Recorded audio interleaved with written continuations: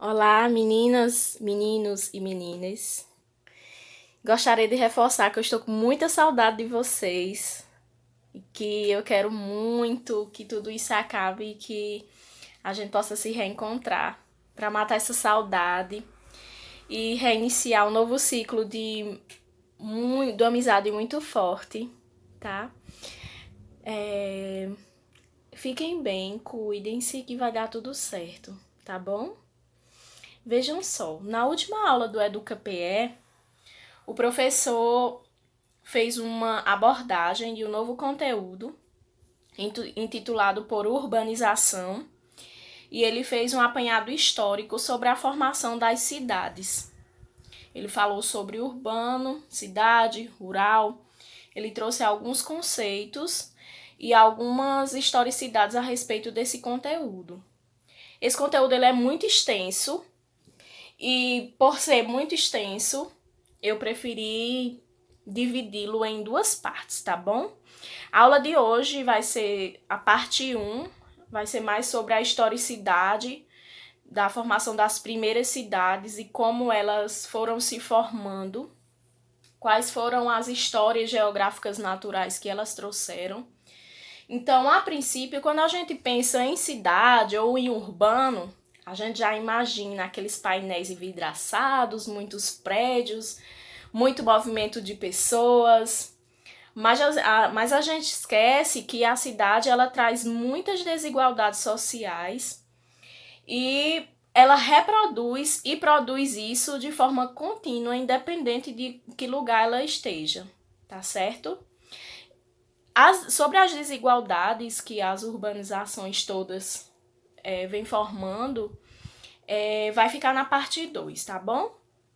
Essa parte 1, eu vou iniciar sobre a formação das primeiras cidades, como elas surgiram e os principais aspectos.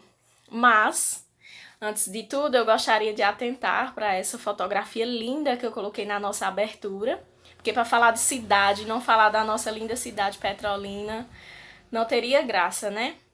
E aí tem a cidade de Petrolina, a cidade de Juazeiro e esse lindo rio, São Francisco, que é a nossa riqueza. Tá? Vamos lá? Vejam só. Aqui sobre o surgimento das cidades, eu coloquei Babilônia e cidade de Ur.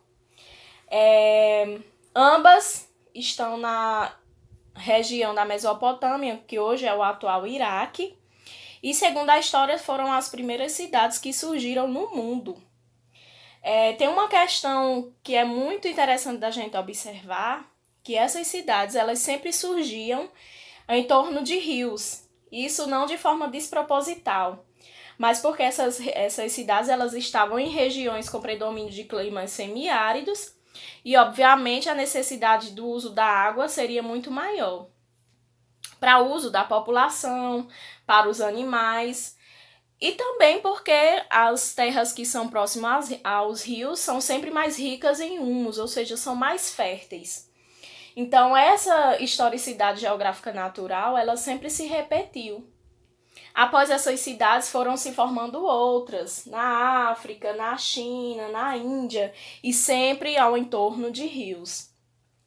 Outra característica muito importante da gente prestar atenção é que todas essas cidades, elas sempre eram comandadas por reis. E esses reis, eles tinham várias funções, dentre elas também religiosas, políticas, econômicas. E eles eram responsáveis pela divisão da sociedade entre sacerdotes, ferreiros, agricultores, escravos. Eles eram responsáveis por essa divisão. E visivelmente ficava perceptível a segregação desse espaço. O que é segregação? Separação. Então, nessas cidades, no centro da cidade, sempre ficavam as pessoas politicamente e economicamente mais ricas, as pessoas mais quistas na época. E nos lugares mais afastados do centro ficavam os agricultores, que era que cuidava da agricultura, certo? E o centro dessas cidades, elas ficavam conhecidas como centros de poder e de negócios, que era onde era comercializado tudo que era produzido no campo e que vinha para a cidade. Mas é importante a gente ressaltar também que essas cidades elas nunca eram populosas. A única cidade que se tornou-se populosa dentre todas essas antigas foi Roma, que acumulou mais de 1 milhão de pessoas. Mas elas nunca eram populosas porque a maior parte da população era pobre e, consequentemente, não estava no centro de poder, não estava no centro dessas cidades. Então, historicamente, a cidade ela só existiu por causa do campo, mas o campo sempre existiu sem a cidade. Mas aí, a cidade ela sempre foi se ascendendo e retrocedendo.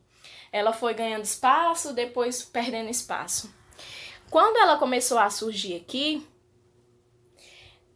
já no século X, ela já entra em decadência. O retrocesso urbano chega. Por quê? Porque toda a economia estava concentrada nos feudos, ou seja, dentro dos latifúndios e na servidão. Toda a agricultura estava concentrada no campo e não na cidade. Então a cidade ela foi perdendo importância porque tudo que era produzido no campo estava sendo consumido em sua maioria dentro do campo. Então o campo tornou-se autossuficiente e as cidades foram perdendo forças e importância. Então ela entrou em retrocesso e se ascendeu a economia feudal. Já aqui, no século XI, de novo, a cidade dela ganha importância com o renascimento das cidades medievais. Essas cidades medievais, elas tiveram um marco muito grande porque foi onde surgiu a burguesia. Burguesia é a composição de mercadores e comerciantes.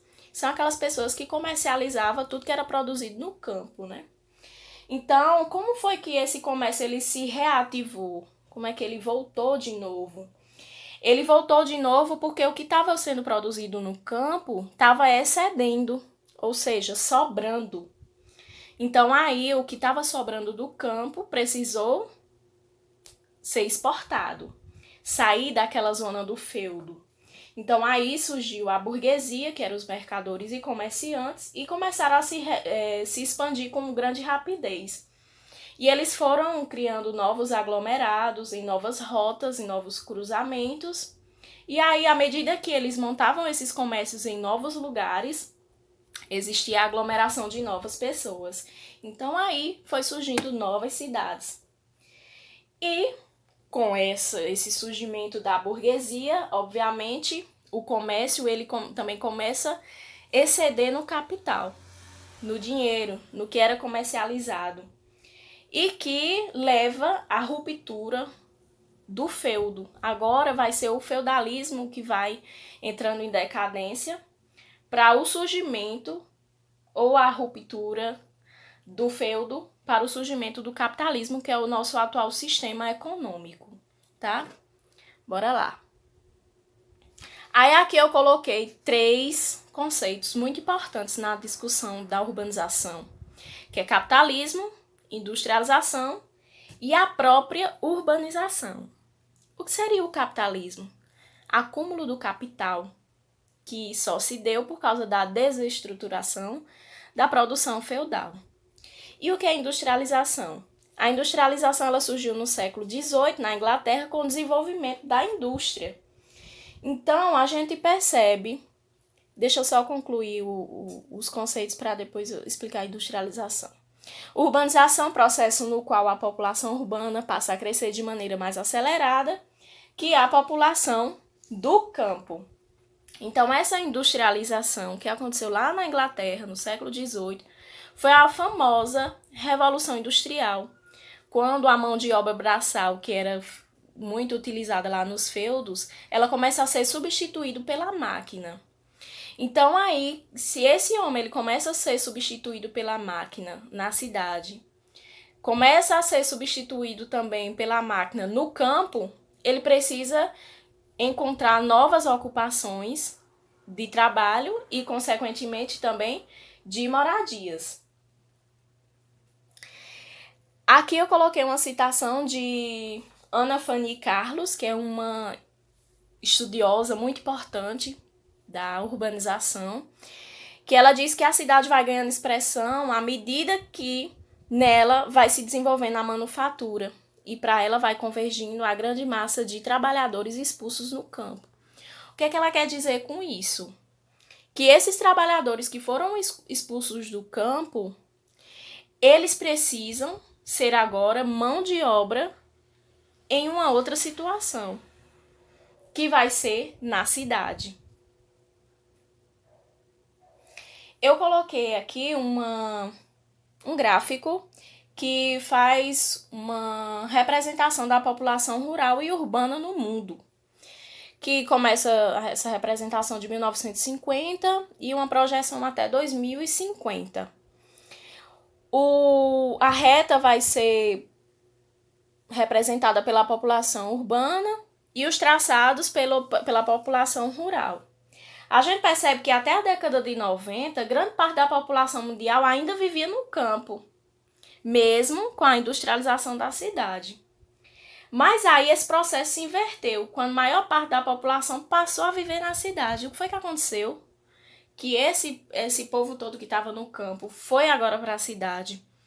Começou a existir a mecanização do campo, ou seja, a criação de novas máquinas de lavouras que não vai mais precisar da mão de obra braçal do homem.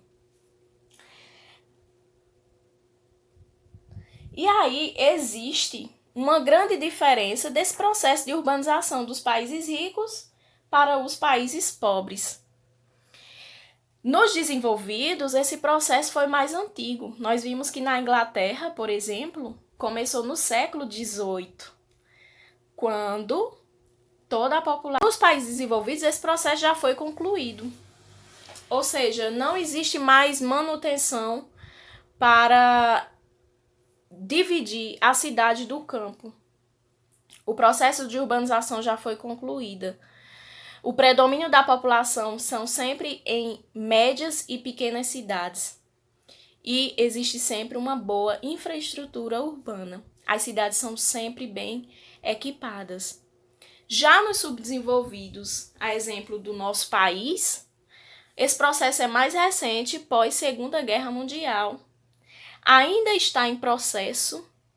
O predomínio da população, diferentemente dos desenvolvidos, está nas grandes cidades e nas metropolizações. Ou seja, as grandes cidades é onde comporta maior parte da população, enquanto lá nos desenvolvidos é o contrário. Essas populações estão em predomínio nas cidades médias e pequenas. E nos subdesenvolvidos, os problemas urbanos existem, que a gente vai chamar de macrocefalia urbana, que é o que vai ser discutido na parte 2, tá certo? Da nossa aula. Afinal, como definir cidade? Afinal, o que é que vai ser cidade? Vejam bem, no Brasil, se considera cidade toda sede de município, independentemente do tamanho de sua população. E aí, o que vai definir se ali vai ser cidade ou não, serão critérios jurídicos administrativos, que são estabelecidos pela própria legislação. Já em outros países, como por exemplo nos Estados Unidos, os moradores que vivem em pequenas aglomerações são considerados população rural e não urbana. Aqui nós vemos muito pequenas cidades, que a população é pequena, que a gente, mesmo assim, chama-se cidade. Já nos Estados Unidos, por exemplo, se for pequeno, vai ser população rural e não urbana. Ainda segundo, de novo, Ana Fanny Carlos, ela dizia que seria assim, em cada época, o produto da divisão do tipo e dos objetos de trabalho, bem como do poder nela centralizado. Então, a cidade ela é fruto de um processo histórico, que ela assume novas formas, funções, características, de acordo com cada lugar, com a necessidade de cada povo. Aí vem o fenômeno desigual da urbanização, que eu acabei de falar naquele gráfico. Eu coloquei um mapa para exemplificar como é a urbanização no mundo. Não ficou muito visível não, mas eu vou interpretar para vocês. Que em vermelhinho estarão as cidades com mais de 10 milhões de habitantes. Então, a gente consegue perceber que aqui, por exemplo, no Brasil, está mais concentrado no sul e sudeste. Aqui no Nordeste também, no litoral. Então, a gente percebe que serão sempre nas grandes metrópoles, nas grandes cidades. E aqui, se a gente for fazer uma análise do ponto de vista continental, a gente percebe que Ásia, que Europa, que América do Norte são sempre continentes com maior taxa de urbanização do mundo. Urbanização em países desenvolvidos. Começa no século XVIII, que essa urbanização ela só acontece após a industrialização, o que eu venho recapitulando com vocês sobre a Inglaterra, que a urbanização ela só aconteceu por causa da industrialização. E já no século XIX é que essas condições precárias nas cidades elas começam a aparecer. Começa esse processo de formação das grandes cidades, mas essa precariedade ela começa a aparecer, o que leva à formação de vários movimentos operários, onde esses operários, ou seja, trabalhadores, eles pediam pela melhoria da infraestrutura das cidades. Então, é o que eu falei para vocês lá no início, que nem sempre cidade ela carrega um mundo de tecnologia e de coisas bonitas. Ela também traz algumas desigualdades sociais e econômicas também, consequentemente. Então, no século XVIII, 100 anos depois, esses movimentos operários, eles clamam por melhores áreas de educação, de saúde, de segurança nas cidades. E aí, o Estado daquela época conseguiu entrar em acordo e trazer novos equipamentos e serviços urbanos, tá? E como é que acontece essa urbanização em países subdesenvolvidos? Nos países subdesenvolvidos, ela é bem diferente dos desenvolvidos, né? Embora esse processo de urbanização dos países seja considerado tardio, ele começou muito tarde, ele só inicia-se a partir do século XX. Veja, lá na Europa começou no século XVIII e nos países subdesenvolvidos só vem começar no século XX. Mas, por mais que ele tenha começado de uma maneira tardia, ele começou de uma maneira muito intensa, através do êxodo rural. O que vai ser êxodo rural? O processo social de migração da massa de população que sai da zona rural para ir para a cidade. Mas ela saiu por quê? Por causa de fatores repulsivos.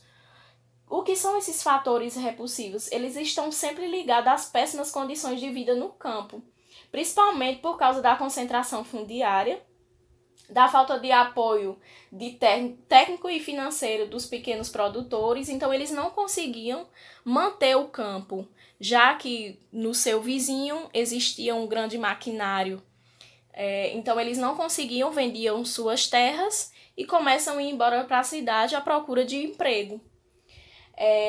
E também por causa da baixa produtividade das lavouras, né? Porque enquanto os grandes latifúndios eles conseguem concentrar terras usando mecanização, usando muitos insumos e adubos, os pequenos produtores eles não conseguem mais manter aquelas terras e vai embora para a cidade.